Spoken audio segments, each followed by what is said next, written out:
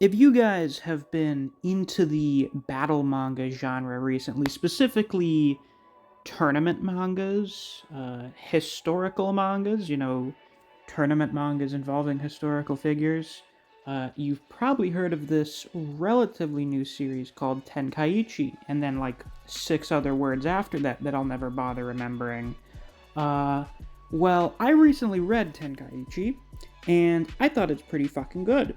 Um, so good that I plan on starting to do reactions for the new chapters, but in the meantime, while we're waiting on chapter 13 to get translated, I might as well do some videos talking about the two fights that have already been concluded. So here we are today. Now, originally, I planned on going through both of the fights chapter by chapter, like I did with the first 4 rounds of Record of Ragnarok. If you guys were here at the very start of my channel, or you watched those videos before I took them down because they were a copyright strike waiting to happen and they were kind of garbage. However, this first fight, I found it would probably be a little difficult to do that because I don't feel it has as much substance to it to do like a chapter by chapter analysis. A lot of it would pretty much just be me describing what's going on in the fight, and that would be a little bland and uninteresting, so I'm not gonna do that.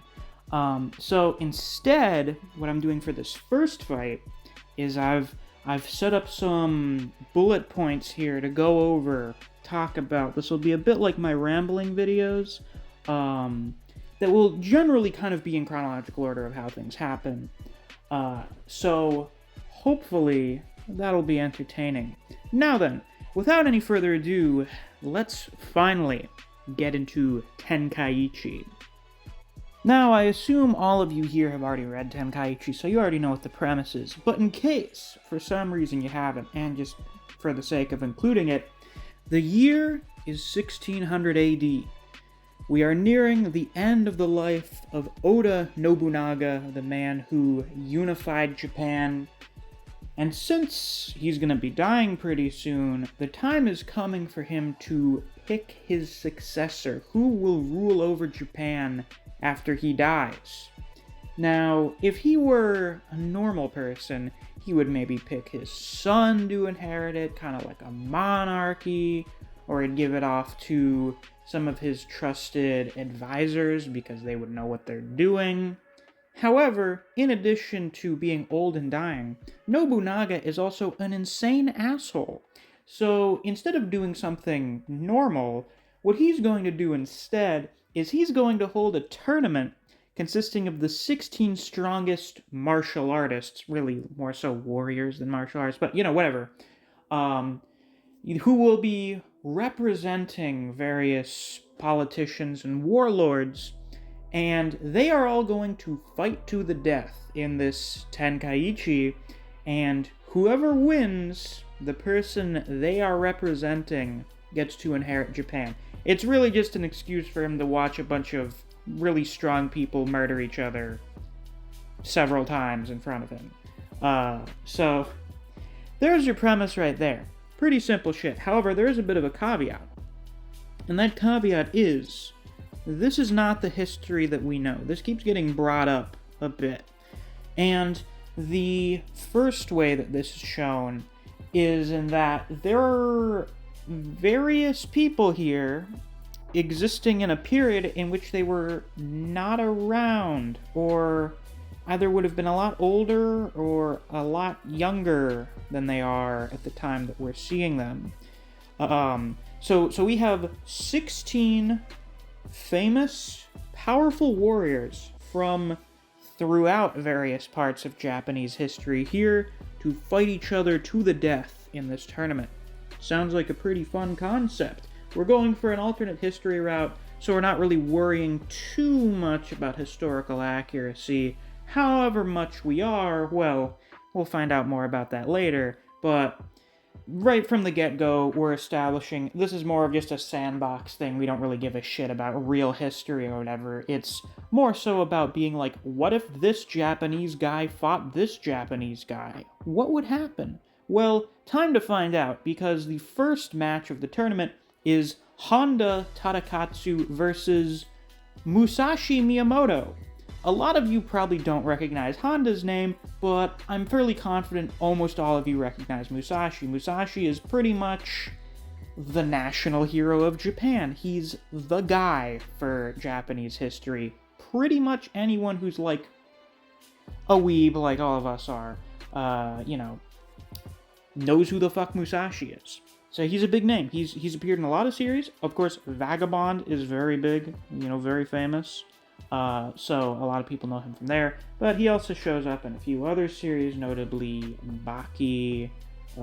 He shows up for a bit in Record of Ragnarok, and then he shows up in various other things. I know he's in Fate as a girl because it's Fate. But Musashi's here as well. But this is a very interesting distinction from most interpretations of Musashi, other than the one that's literally like a small anime girl. And that this Musashi is like 16? So it's not bearded Musashi. Most traditional interpretations of Musashi have him with like a beard and a ponytail and stuff. This dude is like a clean shaven, I don't even know if he's able to grow facial hair yet, fucking teenager, who's also really tall for some reason. I looked up Musashi, he was like 5'11". So, assuming that this is meant to be like historically accurate, Musashi's height, everyone's just really short, which actually I think is in line, because I'm pretty... Well, in the past, people were a lot shorter, and then I'm pretty sure most people in Japan are a little on the shorter side, at least compared to, like, people here in, like, America. So, I guess Musashi is just an average height guy by our standards, in a world where everyone else is shorter. But Tadakatsu's also a big guy as well, so... now, of course, we have a question here. Who the fuck is the main character? Because this isn't like Record of Ragnarok, where you basically have a different main character every round, because everyone only fights once. No. Whoever wins each of their fights is going to be moving on to a further point in the tournament. They're going to move on to the next bracket. So, presumably, like any other tournament where you have brackets, there's going to be someone who's effectively the main character. But at this point, it's kind of unclear, because Tadakatsu is the first fighter that we're introduced to. He's fighting on behalf of Tokugawa, who is the guy who, in real-life history, becomes emperor and establishes the Edo period, which, his dynasty lasted for, like, centuries. So, in real-life history, Tokugawa becomes emperor. That suggests that Tadakatsu is the guy fighting on behalf of following the real-life timeline of Tokugawa becoming the ruler of Japan. So you would assume with that, and then all of the early introduction and setup he gets, that yeah, he's pretty much the main character. But then on the other hand, Musashi is fucking Musashi Miyamoto. So, yeah. So it's kind of hard to decide. And it's not really clear, because it kind of feels like throughout the fight, both of them are kind of being set up as a main character. But I'll get into that a little bit more once I get to the end of the fight, because that's where we get into what I consider to be one of, if not the most interesting part of Tenkaichi's writing. So, of course, Musashi and Tadakatsu are kind of simple characters. There's really not that much to them in terms of depth, especially compared to, like, round 2. So, there's not really that much to say about them individually, but there are some bits that are interesting about them. More so about Musashi. I consider Musashi to be the more interesting of the two fighters. Tadakatsu's mostly just a really cool bro. He's a cool guy, cool dude. Very loyal to Tokugawa, wants to help out his lord, and, we always love a loyal Chad like that. But Musashi has a very interesting premise to me, and that Musashi's genius and talent with a blade was discovered from very early on. It seems like Musashi's probably like on the spectrum or something. They would call it, is savant, is that still a term that's used in like psychology? Musashi didn't speak until like the age of 3 years old, so that he's clearly, he's a little neurodivergent. But upon picking up a sword for the first time, this massive, unbelievable talent for swordsmanship just sprouted. And so most of his childhood was spent then learning how to use a sword. And that was pretty much what his entire life centered around. He always slept, like, with his swords. He would have them with him 24/7. They were like his security blanket. Basically, his entire being centered around swordsmanship. That was his thing.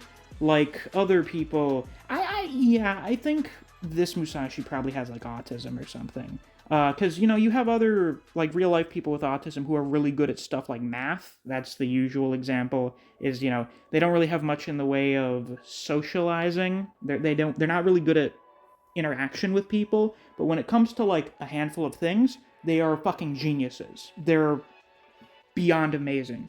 And for Musashi, that's swordsmanship. However, at the age of, I think, 11, Musashi surpassed his father in terms of skill.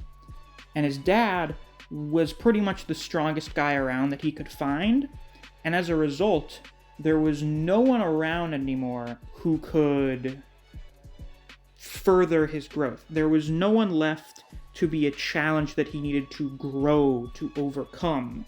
And as a result, he stagnated, and eventually he just kind of got bored and stopped carrying his swords around with him. It's a very interesting premise for a character that I haven't seen before. I haven't read a ton of series, but I haven't really seen anything like that, where someone's potential is realized for a time, but it's given up on. They're not able to take it any further beyond a certain point.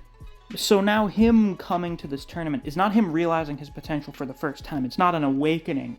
It's a reawakening. It's a return to what Musashi could be.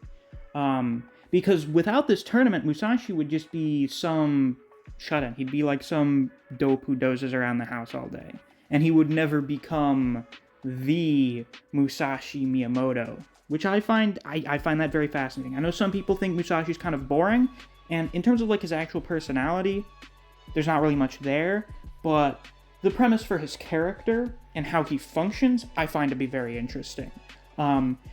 And of course, that leads into kind of the dynamic between the two of them in this fight, whereas Musashi's gimmick is untapped potential, Honda's gimmick is untapped strength. Musashi, as the fight goes on, continues learning, studying Tadakatsu's fighting style, and keeps elevating himself to higher levels as the fight continues to go on. So the fight starts off, Musashi's barely paying attention, he's asleep when the fight starts, and he is using a wooden sword, because he never carries around a normal sword anymore. And also, listen, going into a death match against a famous, renowned, undefeated general with a wooden sword, that's pretty badass. That got me pretty hyped. That got me pretty excited. That had me making some of the Toriko noises. But he progresses a bit. The sword breaks because the sword can't handle the power of these two men clashing with each other. So he has his dad throw him a real sword, and his dad comments about how he looks like he's having so much fun. And now Musashi's finally getting back into being a swordsman through this battle. And then eventually he gets a second sword. Because, Musashi's whole thing is dual wielding. Musashi is the dual wielding samurai. That's his whole thing. I can't remember what it's called. But, the two swordsman style, his epithet is the paired heavens. I think it's like paired heaven swordsmanship or something. Niten Ichiryu. I knew it was something like Ichiryu something. That's his big thing. That's always his secret ultimate technique. Two swords. And as the fight's going on, Musashi is progressively starting to gain the upper hand on Tadakatsu. He grazes his arm. It's the first time Tadakatsu's ever been injured in a fight. So as you can imagine, it's a big deal. The legend of the untouchable general is ended in this fight, which is pretty goddamn badass. And then eventually, it reaches a point where he's like slicing open Tadakatsu's chest. So he just keeps getting stronger and stronger.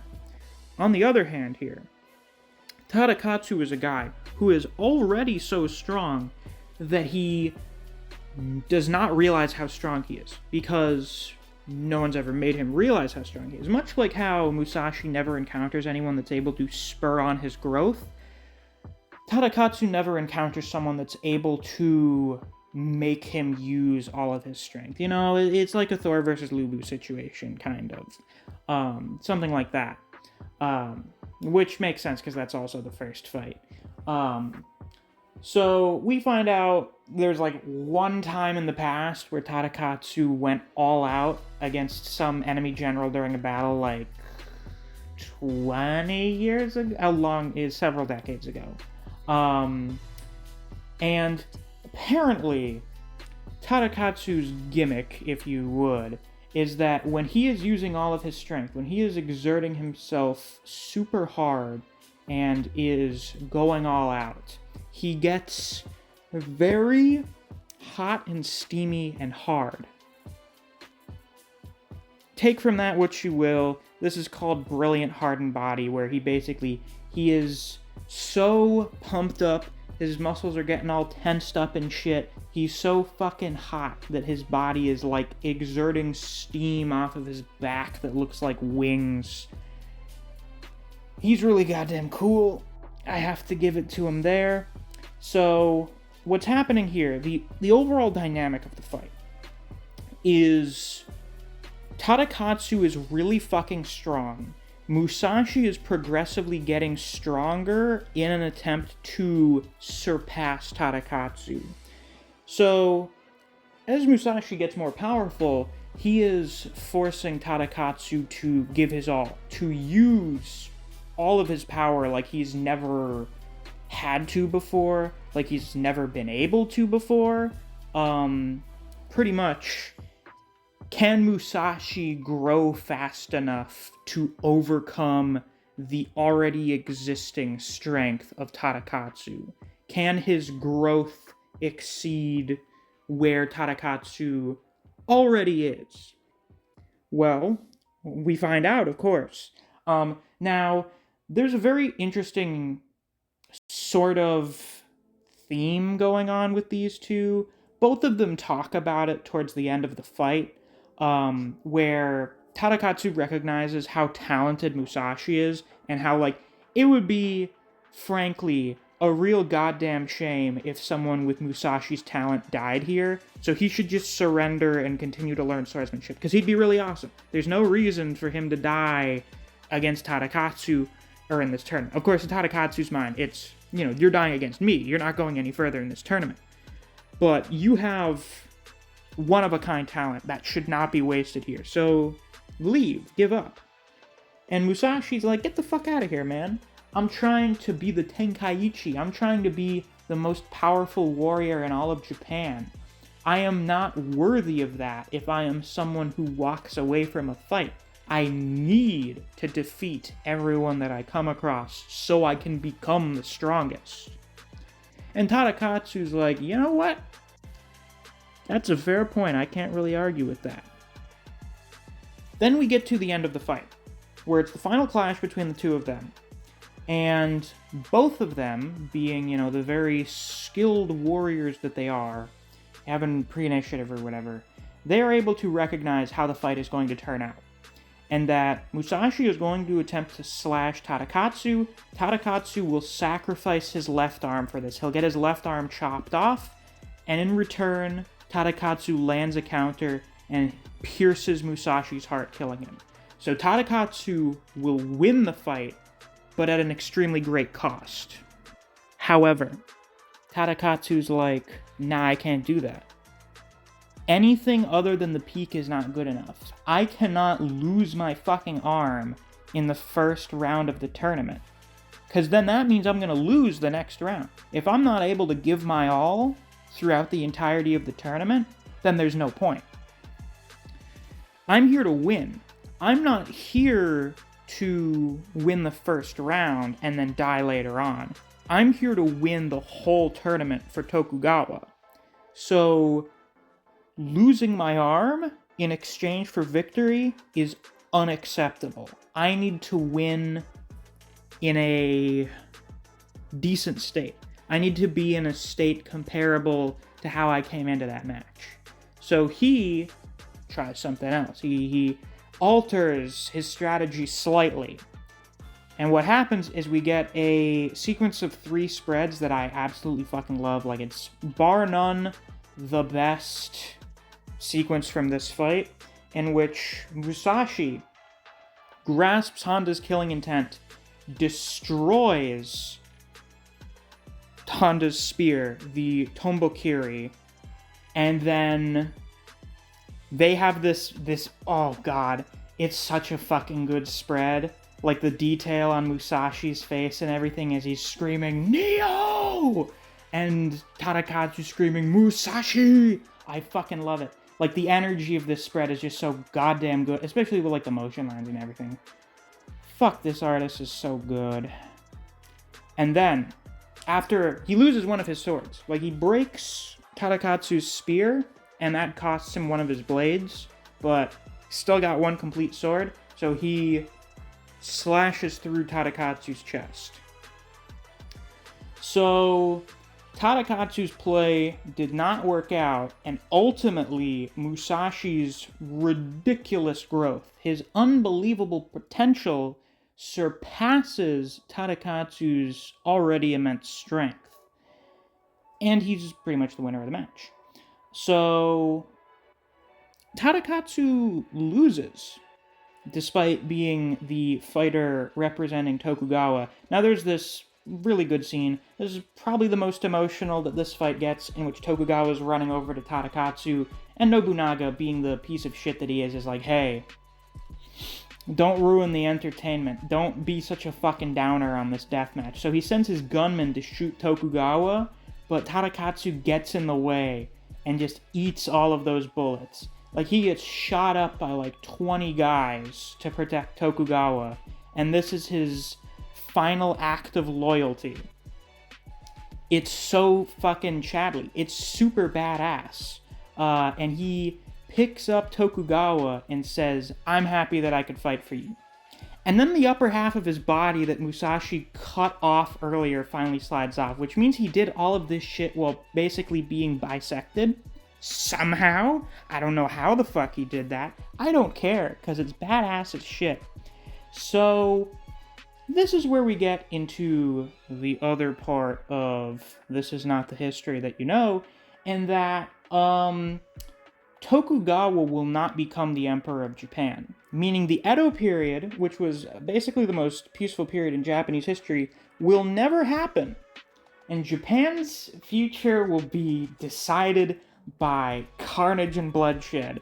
Japan's history in this timeline will be one based around violence. Alright, I guess. That's one hell of a premise for fucking manga. I'll take it. Why not? So, yeah, we're going a complete alternate timeline route. Actual history does not matter. You will not be able to guess the winners based on who did what in Japanese history, which adds to the unpredictability element. And then finally, and this is the last most important thing to go over when talking about this fight, is there's increased unpredictability because, according to the authors, there is no actual main character. Every character is built up like the main character. Everyone has main character potential. So how do they write the fights? Well, they go into the fights with no idea who's going to win. So unlike other series like Kengan or Record of Ragnarok, especially Record of Ragnarok, because Record of Ragnarok's fights are primarily based around themes and telling a specific message, so whoever ends up winning that fight is meant to portray that message. That doesn't exist here. These two characters go into their fight, they fight, and then the second to last chapter is the one in which the authors decide who's going to win based on their abilities and how they're performing during the fight. So there's not really any real way to predict who is going to win the matches or who's going to win the entire tournament outside of sticking around and reading all the fights to see how strong people are and how they perform, which I have to say is a very interesting, unique, and frankly, probably the best way to write a tournament manga. Don't have an actual main character, because if there's an actual main character, well, we all have a pretty good idea of who's at least going to be making it to the finals. So, listen, if this is actually truly how they run things, I'm on board. Now, some people argue that this is bullshit, that Musashi is definitely being built up as a main character, Kojiro is another fighter in the tournament, and if those two are going to fight, they both have to make it to the finals, and it'd be very strange if somehow Musashi and Kojiro are in a tournament with each other and never fight each other. I would give massive props to the author if either of them die before making it to the finals, and as such they never fight each other. I would give massive props for being like, yeah, this is really predictable, isn't it? So, yeah, it's not going to happen, though.